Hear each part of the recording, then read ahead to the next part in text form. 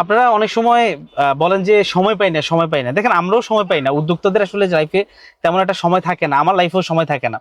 So আমি যেটা করি যে ধরেন এই যে ধরেন আমার সময় নাই ভিডিও করার বা এটা সেটার, তারপরও কন্টেন্ট যেহেতু আপলোড করা লাগে, আমি যেমন হচ্ছে যে আমি যখন ড্রাইভ করতে থাকি, কোথাও যেতে থাকি, তখন দেখা যাচ্ছে কি আমার সেই যে হচ্ছে যে ভিডিও করে আমার ছোট ভাই।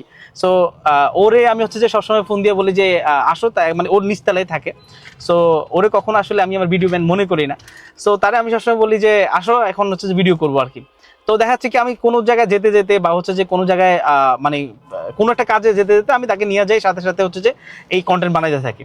সো এই যে ধরেন সময় নাই, সময় থাকবে না ভাই, ম্যানেজ করে নিতে হবে। এখন আমার কন্টেন্ট বানানোর ট্রুলি আমার হচ্ছে যে এত সময় নাই, কারণ আমার এত বিজনেস এত কিছু করে আসলে সময় থাকে না।